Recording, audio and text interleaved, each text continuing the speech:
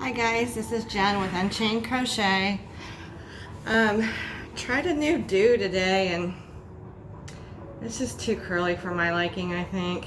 I don't know. I don't know. I feel like it looks like a little girl, a little too springy on it. So I like my natural curls better. So this little video is about an upcoming project. I mentioned it in my previous video. Sorry if you watched it and you're hearing this again. I was just doing one of my polymer clay ergonomic hook handles and talked a bit about this, but the hobby arm came the other day and I've been putting off for at least a couple days, maybe 2 or 3 days. It's set and I haven't done anything with it because I felt like I needed to get my other tutorials done. I did work on those yesterday, so I got the math worked out for the Wild Violets cardigan. There was a little issue because of one particular row that has a mirror image of shells at the ends. Makes it a little bit different than the other row counts. So that made it not just have to be an even number, but be multiples of 4 plus X amount of stitches. So still a very easy project. And I also, in the meantime, my daughter got me set up with Instagram, and I had an account, but I really never did anything with it. So I have geared that toward promoting my channel, and realized that I can put, stitch pattern repeats charts on there that you can go grab from the description boxes of my videos.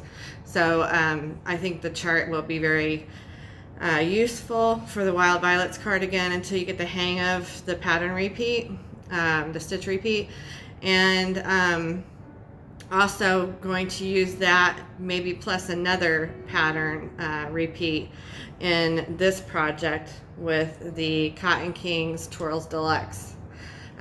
This is so soft of a cotton. There's not much stretch to it at all, so I don't think it's going to stretch out of shape once you get it done. And it's not a heavy cotton, so it's not as likely to stretch. So I decided to go ahead and use the Wild Violets stitch pattern repeat. There's some of it.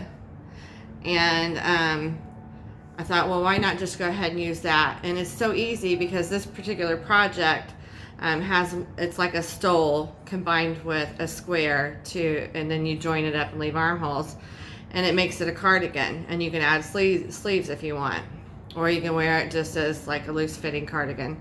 So kind of a capey cardigan thingy. So the stitch count is 4, the stitch multiple is 4 plus X amount of stitches. So when I chained for this, I didn't say, okay, I need 200 or I need 170. I didn't do any of that stuff. What I did was I set and chained 1 2 3 4, 1 2 3 4, 1 2 3 4. When I had to stop and go to the bathroom or get a drink, I just took one of my Bates, their little silicone locking stitch markers, and put it through that chain loop that I stopped on. And I only would allow myself to stop on number 4. So then when I pick it up again and start stitching again, it's 1 2 3 4 again. So then once you get all, when you're close to having it, as long as you want the piece, then you need to go ahead and add those extra stitches for the first double crochet. So this is how my thought process is on this. Let me take my shawl off so you can not have these competing colors to look at. But I literally tried my 2 rectangles that I sewed together on my Wild Violets cardigan series, and just used those to kind of size up how long I want this. And so then you're working lengthways, and then it's going to fall over the shoulders right around here or so, and it'll go around the back. So down here we'll just add a square or a trapezoid if you want it to have some A-shaping. You could also add some A-shaping by going around this with another border and do some short rows or something if you wanted to. But mine goes down, not sure if I can get it all in view. I wanted mine to come down about here. So that's that. I started with the dark color. So that darker color is actually going to be the base of the stole looking part of it. that's going to be coming around here. And then the armholes will be around there. And then there'll be a square in the back that this will attach to right there. So I don't know if that makes sense to you. I've seen them on Pinterest. I'm sure you have too, if you're as much of a crochet junkie as I am. And we are junkies. Just call me Junkie Jenny. Oh, I've already got coffee on my brand new shirt. Ugh. Phooey, I give up. I give up. I'm always dripping stuff. It's a crumb catcher and a drip catcher. So that is this, and I would like it to be kind of fly by the seat of your pants kind of deal. Looking for something dark to put behind it so you can see those shells.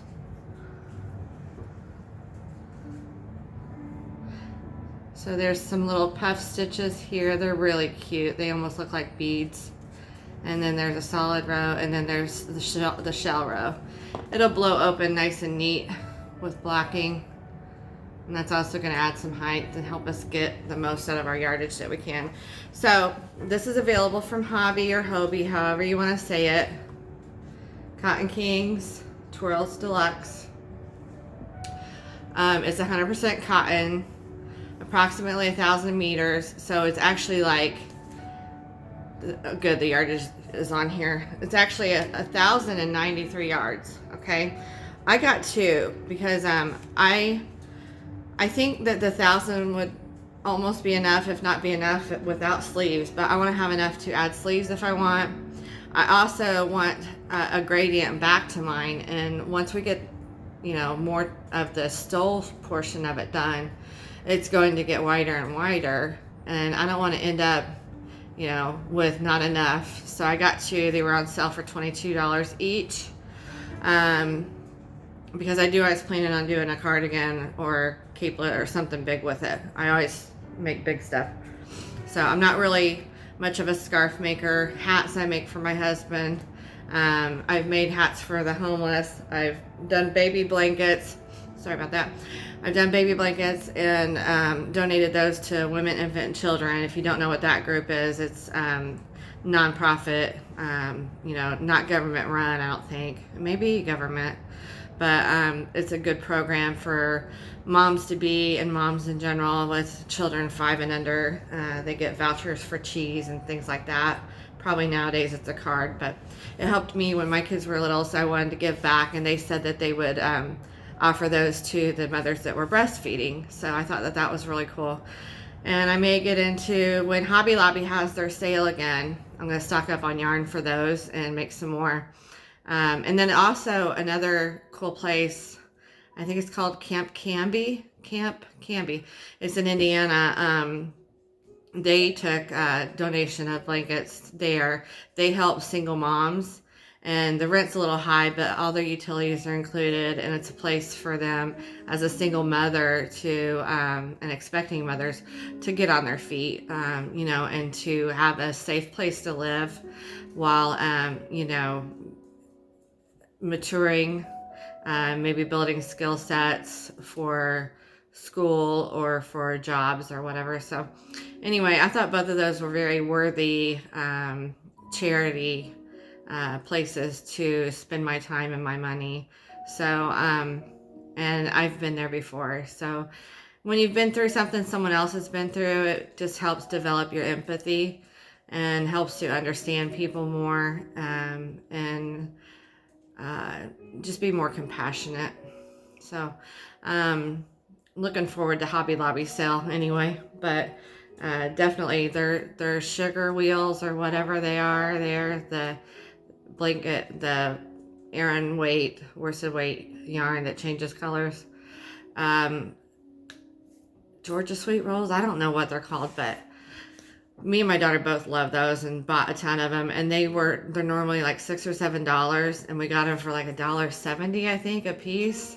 So we stocked 2 or 3 different Hobby Lobbies, and went in every couple days between the two of us, and got plenty of yarn. So definitely gonna hit that again in the spring. I believe it was April. So they do that yearly, do their clearance yearly. All right, so that's it for this video. This is just kind of I'll call it the cal offer, because it's not a pattern, it's a stitch repeat, it's free. You'll get a chart. Oh, let me hold on just a second. I'm not going to pause that. I'm just going to grab the chart kind of so you can see the charting method I'm coming up with, because I think it's a merge kind of between a knit chart and a crochet chart, what I'm planning to do.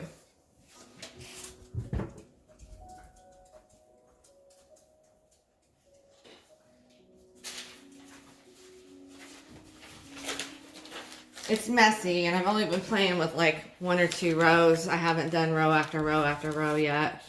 So, oh, no, wrong sheet. Hold on. Sorry about that. That was specs from a knitting project I had planned years ago. So, here, the V's are the shells, and then it'll have a code key. These are the puff stitches. Blank spaces are chain 1. Plus signs are double crochet. So I didn't smash the rows up against each other. This isn't like how I would put it out, but just an idea of what my chart would look like, as opposed to when you see other charts, other crochet charts, it's more visual, like this is what your stitch looks like. You know, you've got 2 loops here, you've got 5 double crochet to count there. You know, you don't get that with this. If you're going to do a shell, you're going to see a V. And the description of that V, what type of shell, would be in the key. So this one in particular for Wild Violets is a 5 double crochet shell. And this one I'm doing 2 double crochet, chain 1, 2 double crochet. So the only difference in the symbol would be located in the key. It'll say 2 double crochet, chain 1, 2 double crochet, as opposed to 5 double crochet for the shell. So the chain 1 spaces are blank because there's nothing there, just a chain 1 space. So you're chaining over that area. And then the puff stitch kind of looks like a mathematic sign called theta. I thought that was nice and simple, and shows that it's not just a chain or what would look like a chain, that it's got that little line through it to let you know that that's puff stitches. So that's that, and I plan to make up the chart and put it in the description of the Wild Violets cardigan series. Sorry, back's itchy. And then make up one that's very similar. Just my description of my shell is going to change for this one here. And I'm contemplating, because this is a 9-row repeat of the Wild Violets, I'm contemplating doing a repeat of the Wild Violets and then having a section of dragonfly or butterfly lace, and then going back to the Wild Violets pattern, and then this again. So it would start and end with the Wild Violets, with maybe 2 or 3 sections of the dragonflies or the butterflies. So that's just a thought right now. I kind of like it. I like the idea. So it's just finding, you know, the stitch to use. I think it would complement it well. The scale is a little bit bigger for a dragonfly and a butterfly than the scales of these stitches here. So I hope you'll join me. If this is something you're interested in, please comment in the comment section. Let me know.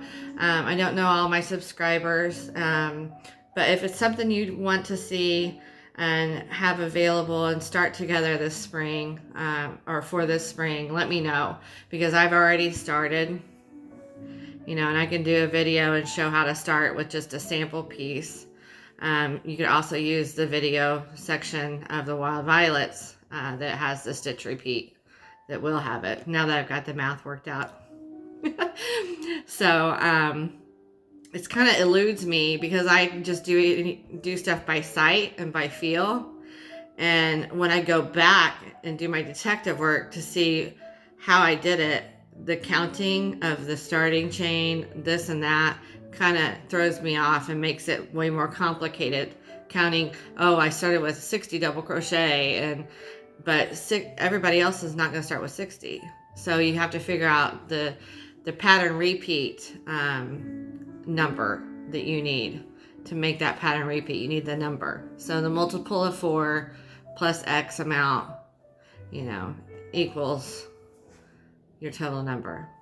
Does that make sense? I hope so. All right, I am getting up to make some more coffee, and then I'm going to go ahead and do the stitch tutorial for the Wild Violets series that I started. Thank you. See you later. Like, subscribe, and comment, and join our Facebook group, Unchained Crochet.